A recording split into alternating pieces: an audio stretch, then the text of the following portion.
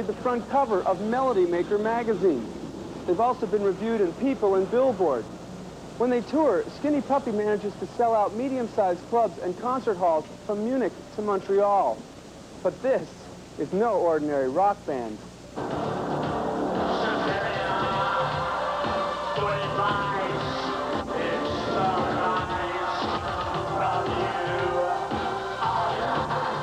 Obviously, we're not talking bubblegum pop here. This is more like mutant industrial dance rock. Fans and critics say you have to see Skinny Puppy live to understand what it's all about. But even that's no guarantee. This is surreal musical theater, a Vincent Price sideshow with a touch of David Lynch and Boris Karloff. Definitely not for the squeamish.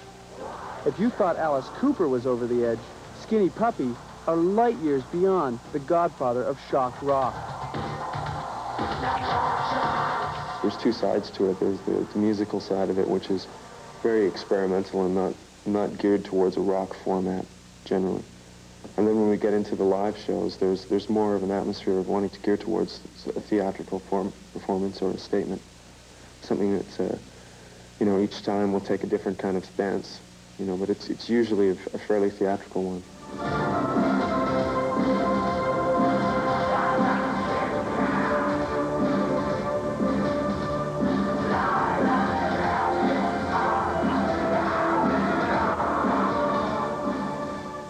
For me, it gives me a mode of escape in a lot of ways, and a lot of issues have to deal with the fact of how real is real, because reality is something that has to be dealt with sometimes, and a lot of people live too real, and I think they need to be live a little more unreal, and so it comes out in the music and gives them a chance to escape into that unreal world.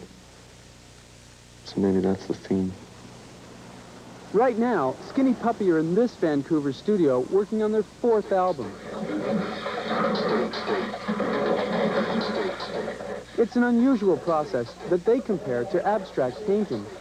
Kevin Key and Dwayne Guttell lay down broad strokes of sound before their reclusive frontman, Nivek Ogre, comes in to apply his tortured, garbled vocals, which deal with everything from animal rights to AIDS. You make some really disgusting sounds with your mouth, like this. Ready, Dwayne? Oh, wait. You go. And then, when after you've done that, You guys are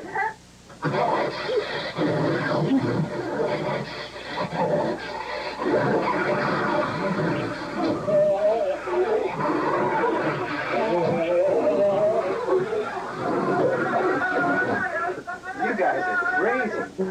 sorry, we're a little nuts. You gotta put up with this. Huh? Echo and Jekyll.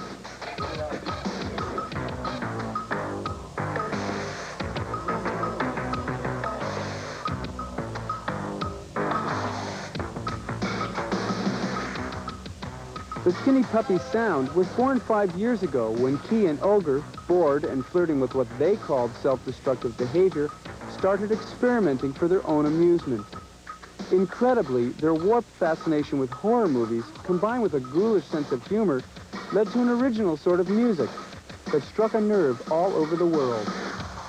It's definitely for more adventurous people, and quite often gears completely away from people that assume a normal, robotic kind of position. And it gears towards people that need that type of thing, you know. And there's a lot of people out there. I mean, we're meeting people worldwide that are fanatical. And you know, we support those people because they're the same kind of people that we are. We got a fan letter from the Persian Gulf once, a guy on a ship. He said Skinny Puppy allowed him to escape from his confinement, I guess, on board. That's exciting. I mean, you know, I think it's doing what I'd like it to do, and that's to offer somebody out there a change from daily routine kind of music. You know, it's like the salt or the pepper, or for our case, the hot sauce.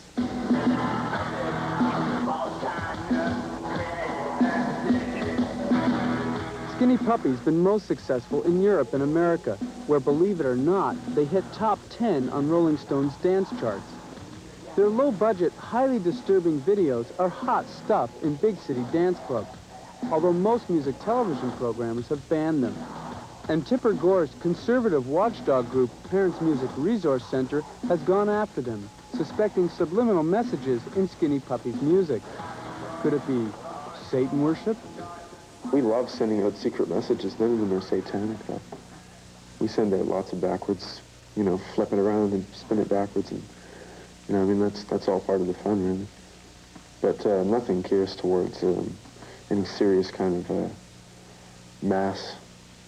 You know, we don't go to mass in the middle of Stanley Park and bend down and or anything, you know. I mean, it's all in a day's escapism. As far as the videos, they were banned because of suspicion of content.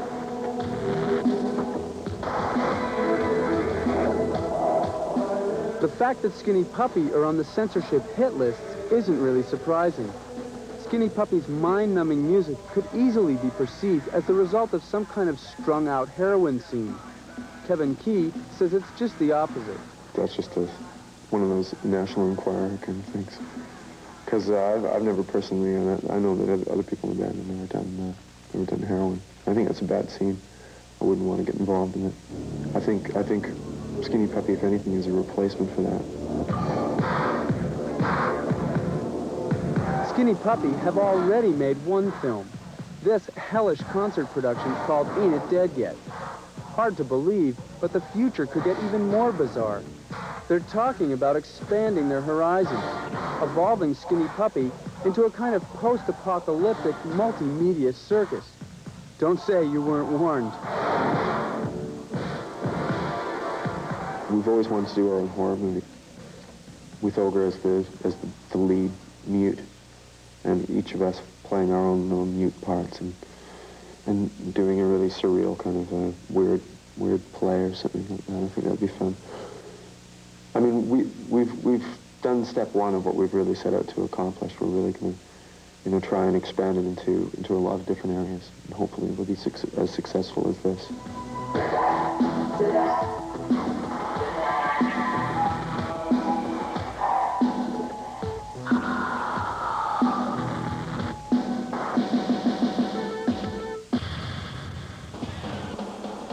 Malcolm McLaren.